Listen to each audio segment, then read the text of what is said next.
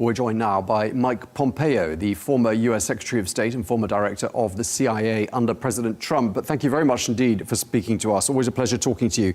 Israel and Hamas have now signed off on the first phase of President Trump's peace plan. What was your initial reaction to this news? Well, it's remarkable. It's historic. It's still 72 hours away. Still things that can jump in the middle of this and cause problems. But the fact that we're going to get 20 hostages out of Gaza, we're going to get the remains of another 24 or so back to their families is a joyous thing. The fact that they've had to release a bunch of folks who committed crimes, hundreds of folks who are being held by the Israelis today who have been convicted through due process, doesn't make this an equal trade. But my first reaction was it is time for these hostages to return to their families right now, 2 years and a day and a half from when they were taken on October 7th, 2 years ago. A great and glorious outcome. Sure, and obviously, and you sort of allude to it there, sticking points remain and a lot could happen. I mean, there's this sticking point of Hamas saying it will only lay down its weapons once a Palestinian state is established. I mean, how do you see negotiators addressing that and getting around that key stumbling block? Well, this isn't a new problem, right? This is Hamas handing over these hostages, not because they've become citizens of the world, but because they've had enormous pressure applied against them. And because the Israelis and President Trump and the Americans put enormous pressure on Iran with what they did this past summer, taking out a significant piece of the Iranian nuclear weapons program, the near dismantlement of Hezbollah in Lebanon, the pressure on the Houthis, all of that brought us to this moment. It doesn't mean for a moment that the resistance in Hamas won't remain. Right? There is a resistance movement. Their objective is the destruction of the nation of Israel. And so lots of work left to be done in the aftermath of these hostages being returned. Lots of work to be done to disarm Hamas, to create a civil government. And those two elements are most important to the civilians living in Gaza. The most important people who benefit most from the Israelis' ability to withdraw safely and continue to protect their own sovereign territory, and to get Hamas out of governance, get the armed resistance eliminated, are the people who are living in Gaza who have suffered so much over these past months as a direct result of what the terrorists did there. I think there's a lot of celebration around the world that this bloody chapter in modern history, could be over.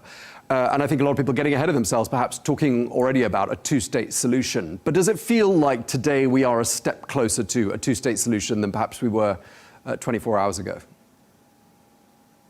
Yeah, I think the answer to that is yes, but it's a small step. And the trail is littered with history.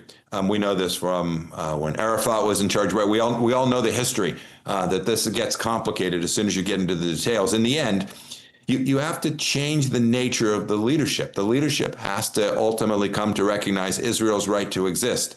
And we saw that with the Abraham Accords. We saw the Emiratis agree to it. We saw the Sudanese. We saw the Bahrainis. Right? Those nations they said, we are no longer going to have as a central principle the destruction of the nation of Israel. And to the extent Lebanon can do that, Syria can do that under their new leadership, to the extent we can find a political solution in Gaza, then you can begin to build out a model that looks like a just and stable and near permanent peace in the region, which would be a fantastic outcome. But there's a lot of work left to do. And you can see from the statements coming out from various parties who assert they represent Hamas, it's not at all clear exactly who Hamas's leadership will be 2 months or 2 years from now. You can see those leaders already beginning to hedge their bets, because they know too that the resistance is the reason for their existence. Their entire enterprise revolves around continuing armed conflict against Israel. So your point is well taken. A lot of work remains to be done to get what we hope is a step towards a sustainable outcome. In terms of President Trump's approach to this 8 or 9 decades old problem, what we've seen the last couple of weeks is markedly different from what President Trump was talking about earlier in the year when he talked about a Gaza Riviera, which would require 2 million people being sent into exile. What do you make of the evolution of President Trump's approach to this issue? And do you think the Gaza Riviera plan was part of a broader negotiating tactic? You know, I always watch President Trump's actions closely, right? He has been remarkably consistent on this file in the Middle East since I was his Secretary of State in his first term.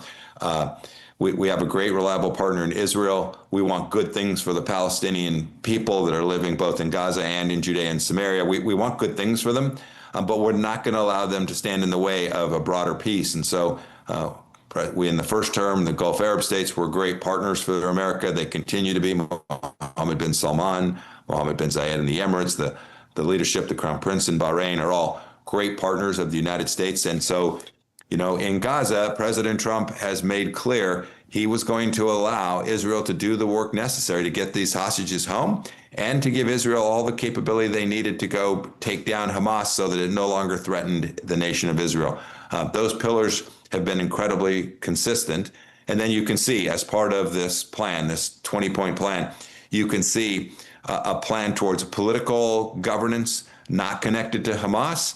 And second, a theory of the case on how you're going to rebuild Gaza and make it a peaceful, livable place for the civilians that live there. That's been his mission. When he talks about, Gaza, the Trump on the Mediterranean, all the Trump Tower stuff, a lot of that was theatrics the media brought on. President Trump has been remarkably consistent here. These were, of course, not direct talks that took place in Sharm el-Sheikh. Lots of parties were involved. From the US side, Steve Witkoff, Jared Kushner, and, of course, senior officials from Qatar, from Egypt, from Turkey. Do you think there was anything or anyone that stands out as having been a winning ingredient or a winning player to bringing us to the point we're at today?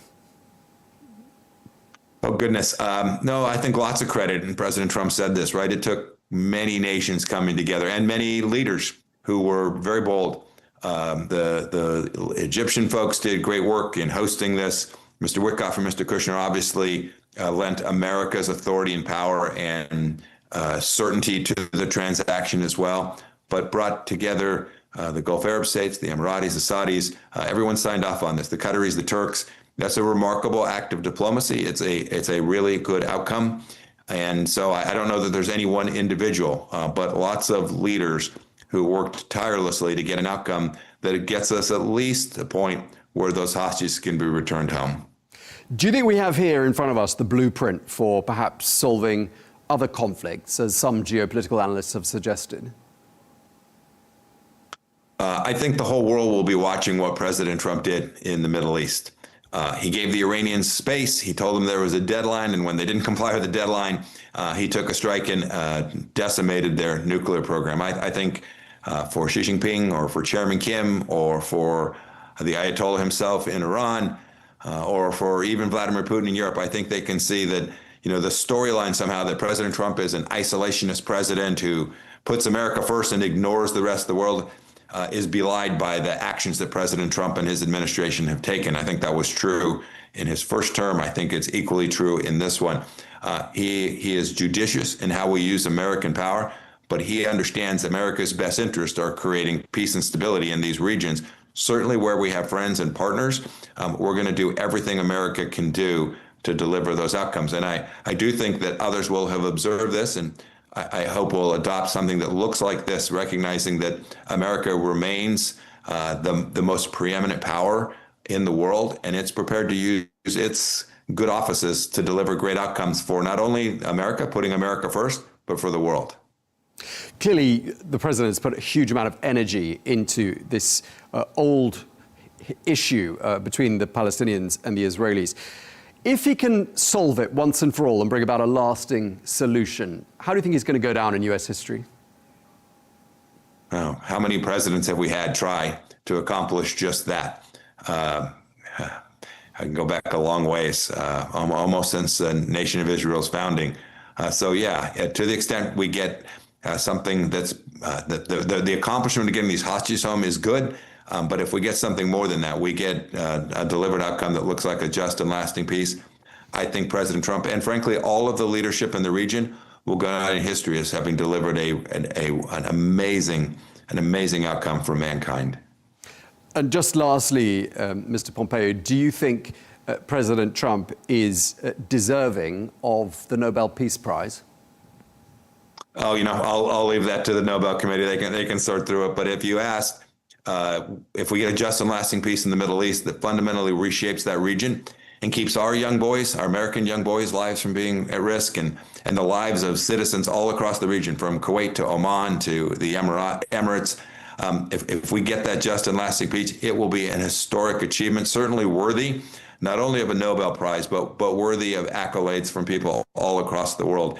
It's not about a particular trophy. It's about delivering the peace, and I pray that it's the case that this is a good first step towards achieving that. Okay, Mike Pompeo, former U.S. Secretary of State. Thank you very much indeed for speaking to Yes, sir. Al Arabiya. Thank you. Have a great day. Thank you.